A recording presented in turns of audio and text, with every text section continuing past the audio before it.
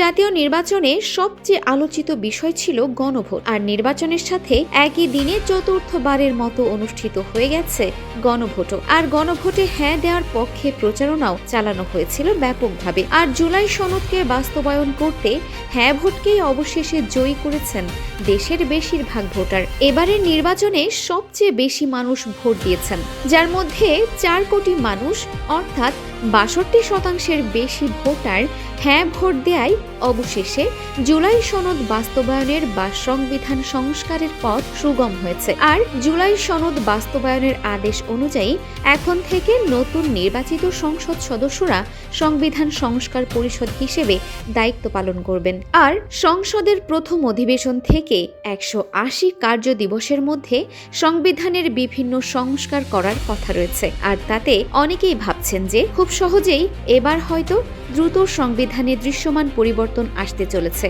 তবে বাস্তবতা ভিন্ন। হ্যাঁ ভোট জিতলেও জুলাই সনদের বেশ কিছু গুরুত্বপূর্ণ প্রস্তাব এবার আটকে যেতে বসেছে। জুলাই সংস্কারের আলোচিত প্রস্তাবগুলোর মধ্যে রয়েছে প্রধানমন্ত্রীর ক্ষমতার ভারসাম্য আনা, রাষ্ট্রপতির ক্ষমতা কিছু ক্ষেত্রে বাড়ানো, সাংবিধানিক পদে নিয়োগে নতুন প্রক্রিয়া এবং একজন ব্যক্তি সর্বোচ্চ 10 বছর প্রধানমন্ত্রী থাকতে পারবেন এমন গুরুত্বপূর্ণ কিছু পরিবর্তন।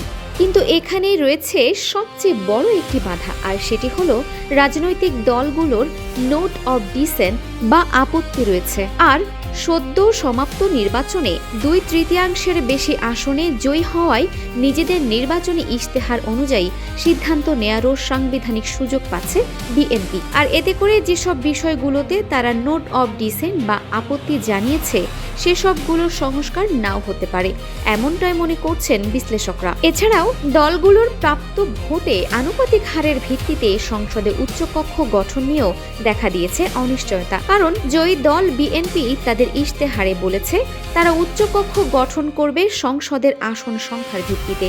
আর এই বিষয় নিয়ে সবচেয়ে বেশি বিতর্ক তৈরি হয়েছে। আর তাতে এখন জন্ম নিয়েছে সংশয়, শেষ পর্যন্ত কোনটি প্রাধান্য পাবে আর জটিল বিষয়গুলোর মীমাংসাই বা কিভাবে হবে তা এখন দেখার বিষয় বলে মনে করছেন রাজনৈতিক বিশ্লেষকরা। Arefin Farha, DSK TV।